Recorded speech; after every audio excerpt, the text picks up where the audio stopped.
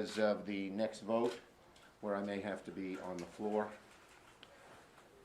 But we're waiting for Senator Duckworth. And here she is, the lady of the hour. Okay, good afternoon, everyone, and I want to thank both Senators Kaine and Duckworth for joining me. Now, we know this is a moment of great national challenge. COVID-19 is surging. People are dying. More people are getting sick than ever before. Families are struggling. Businesses are shuttering. People lose jobs. It's awful. Everywhere you go in this country, it's awful. So the election's over, and the country is ready, eager to move, to get us to move so that we can begin healing the process. The country wants us to come together and get something done to deal with this COVID crisis. But Senate Republicans have continued denying the election results, and they are holding America back.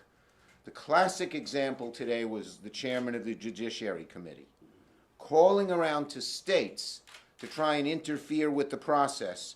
That was reckless, inappropriate. Instead of meddling with the vote counting in states that Trump lost, Lindsey Graham ought to be calling Senator McConnell and telling him to stop blocking COVID relief for small businesses, working families, state and local governments, hospitals, you name it. After the election, Americans expect us to put aside our partisan differences and do the job they sent us to do. So how do Senate Republicans respond? Instead of working to pull the country back together so that we can fight our common enemy, COVID-19, Senate Republicans continue to push debunked conspiracy theories, denying reality, poisoning the well of our democracy. The Republican shenanigans include indulging the president's temper tantrum, and it endangers our national security, as you'll hear about, makes it harder for us to fight COVID. Everyone, regardless of party, should want President-elect Biden to be successful in vanquishing the pandemic. But delaying the start of an orderly transition makes that a lot harder to do. It's outrageous that the Trump administration has refused to provide the president-elect with high-level intelligence briefings or brief the transition on the vaccine distribution plan. These are essential to ensuring that our country remains safe and the COVID vaccine is distributed quickly and effectively and efficiently. That's how we can get our country back to normal. Americans want us to have a smooth process. They want us to put politics aside and get something done. But Senate Republicans are distracted by an angry, petulant president. They're afraid of his wrath. They're afraid of what he might tweet about them. His refusal to accept the results of the election make it harder for Congress to move forward. So the bottom line is very simple. We know that Donald Trump will never act like an adult. But what about the Senate Republicans? Do they have to mimic him in his childish and infantile behavior? They need to get the message to the president that it's over. For the good of the country, he should transition appropriately with the Biden team and help us get some real COVID relief in a bipartisan bill. Senator Kaine. Well, I want to thank the leader for the chance to appear together with him and my friend Senator Duckworth on this. If you look at inaugurations in American history, I would argue that the inauguration that will take place in January is probably the toughest for our country since March of 1933, the FDR first term. A pandemic that has caused unprecedented and unnecessary death, economic challenges, challenging global health situation, challenging global security situation. So what President-elect Biden is walking into is one of the toughest first days in office probably in the last 90 years. That makes the need for this transition so important. And what is the Trump administration doing? I won't repeat the comments that the majority leader made, but one in particular, the refusal of the GSA to give this ascertainment, to say, okay, Congress has put monies together, a transition, we can start spending them to let the Biden team work. Who would it harm if they did that? If they wanted to fight court battles, they could still fight court battles. Who would it harm allowing the Biden transition team in this most challenging time to start working on these really significant issues? It would harm nobody, but it's harming everybody that they are just giving in to the whims of this petulant president. And I'm so disappointed. I'm not surprised at the president, but as Senator Schumer said, I'm disappointed in my Republican colleagues. This is hurting national security. Senator Duckworth and I are both on the Armed Services Committee. When you see a president ignoring the advice of everyone in the Pentagon and deciding, hey, we got to do a troop withdrawal for political reasons 5 days before I leave. We've always said that withdrawals should be conditions-based and not arbitrary. But this is worse than an arbitrary date. It's a purely political date. And that is leading our Republican colleagues to call out the president and Pentagon leaders to call out the president because it will make the world less safe for us and others. And then the second is in the area of the vaccine. Having been a governor during H1N1, a vaccine development is great, and thank goodness we're seeing some good news about that. But the distribution of a vaccine of this complexity, to try to get to 70% of the American population, to have a phasing and a staging, and to do it for people who don't have the money, is extremely challenging. The logistics of it are really, really hard. And not interacting with the incoming team or letting the Biden transition have the full resources at their disposal will make that distribution challenge much worse. Last thing I'll say, matter of kind of personal privilege, if I can. I stood on a stage in a hotel room in New York City the morning after the 2016 election with a former Senate colleague, Secretary of State. The polls had only been closed for 10 hours. The race had only been called for 8 hours. She had won the popular vote by 3 million votes. She was behind in the 3 key states by 77,000 votes. I saw how hard it was for her to deal with her own feelings that day, but I saw what she did was, but I got to think of the country first. And she stepped to the mic and she said, I know we're not going to change that many votes. We've got to start a transition, help President Trump be a successful president. Now that's what we should expect of any president. And we know we can't expect it of this president, that kind of courage, that kind of putting country first, but we ought to be able to expect it of Republican senators. And that's what I'm finding just very disappointing at this moment. Thank you.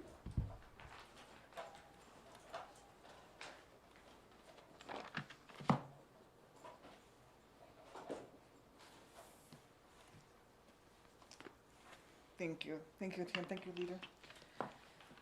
You know, at the height of a global pandemic and in the depths of a national recession, Donald Trump has endangered our national security by forcing the Pentagon into his latest culture war.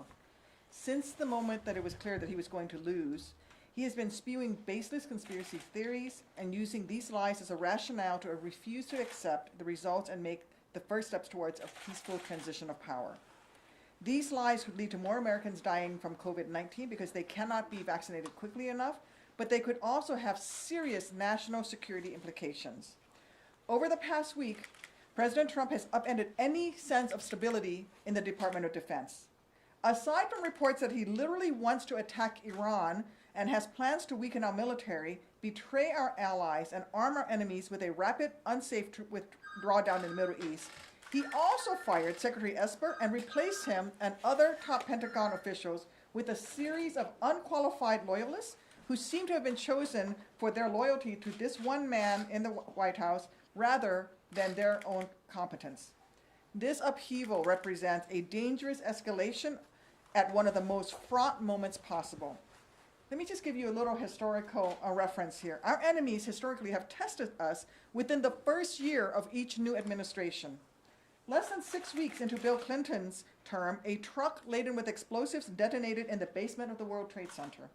Within 6 months of Barack Obama taking the oath of office, North Korea had rattled its sabers twice, launching a rocket over the Pacific and then conducting a nuclear test.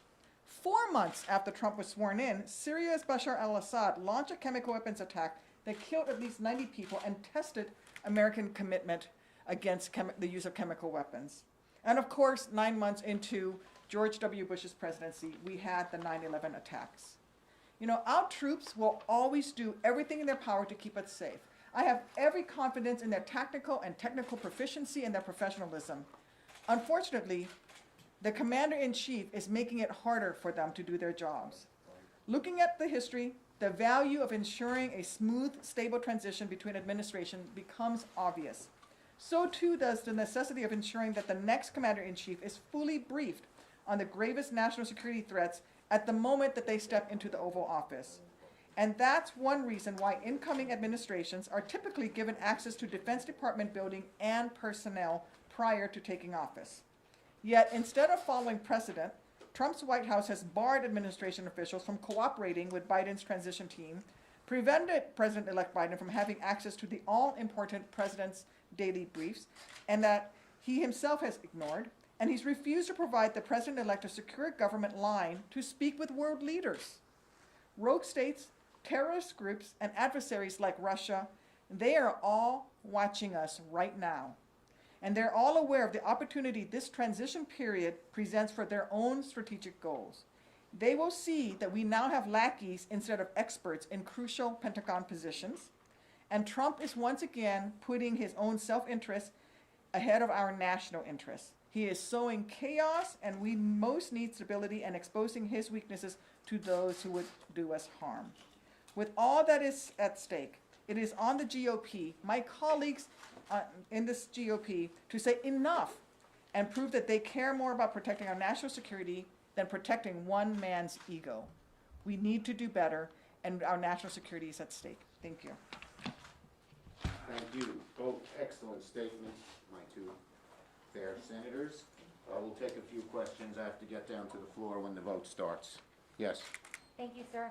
So we know that over the past few months, we've seen a lot of violence in the streets, whether it's protests or whether it's people that are out looting and causing some trouble in some of our major cities. This last weekend, we actually saw protesters from supporting both political parties coming out and causing issues amongst each other. What would you suggest that Vice President or President-elect Biden? Well, all I'd say is this: violence, wherever it comes from, is wrong and should be condemned. What should he? That's it. Mayor Schumer, it seems like Judy Shelton's nomination is on the rocks. When did you contact Senator Harris to come to the Senate to vote today? Senator Harris knows this is an important vote, and she's here for it. She didn't need contacting. Senator Schumer. Senator Schumer, knowing how critical you've been of the Trump administration for its entire handling of the coronavirus, we now have 2 highly effective vaccines right on the horizon. Do you give the Trump administration and its program Warp Speed any credit for where we are now with the vaccine? Well, you know, I've talked to the heads of some of these companies, and they've done a great job. And there's times when the private sector is good and the public sector is good. This was a good combination of both. But I really give a lot of credit to the private sector for developing. The test is out on the Trump administration because their main goal is to get the vaccine distributed fairly and equitably, and so far they've behaved poorly on that. Yes. Senator Schumer, people have been hearing for months now from Democrats and Republicans that it's their priority to get a COVID deal done, that it's the top priority. We're going to get it done. We're going to get it done. Leader McConnell just a few minutes ago told all of us reporters that he still has not had a single private conversation with Speaker Pelosi about a negotiation. What do you say to people I've who said see this as a complete failure? It's Leader McConnell. I have asked Leader McConnell 3 times, and on the floor yesterday and today, to sit down and negotiate with us. According to some of his own members, they don't even know what he's doing. So this idea, Democrats are eager to sit down and get a bipartisan bill. It's only the Democratic House that has passed the bill. If you want to get something done, we need our Republican senators to tell Leader McConnell to sit down and come up with a fair, comprehensive, bipartisan negotiation. Next. Senator Schumer, some of your Democratic colleagues are disappointed they didn't win more races, Senate races on election day. Can you talk a little bit about the feedback you've heard from the caucus? Yeah, we've had great feedback. Look, we are all we did job number 1. No Donald Trump as president and Joe Biden as the next president. And we're all very happy with that. We're working very hard on Georgia. And, we're going to examine the races that we didn't win and try to figure out why. Next. Senator Schumer, on this troop drawdown from 4,500 to 2,500 in Iraq and Afghanistan, do you think that this is sort of in line with the public sentiment? You know what I'd say? Americans I just learned about this. The Trump policy has been so erratic, almost based on whim, what happens when the president rolls out of bed each morning and how he feels. So I don't have a strategy. The American people don't have a strategy. I don't even know if the military has a strategy in terms of what he's done. Please, Tim.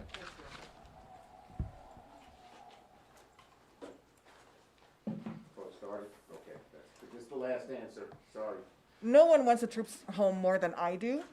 But frankly, to bring the troops home in a chaotic way like he is doing with very few weeks, I mean, literally, excuse me, to bring the troops home with just literally weeks of planning, actually no planning at all, sets up a logistical impossibility. How do we bring all those troops back? And we actually will leave the remainder of the troops there in a dangerous situation because we are going to have to leave behind our military equipment. There will be caches of military equipment left behind because we lack the logistic capability to bring all that equipment back. So we bring back half the troops by the beginning of January. That means that we're leaving equipment behind that the Taliban and our enemies can fall in on to use it to then attack the remaining troops that are still in theater.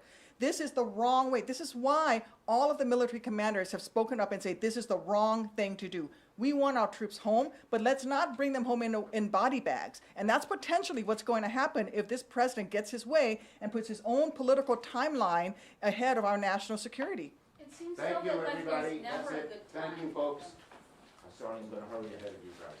Yep, no, I gotta go vote too. Thanks.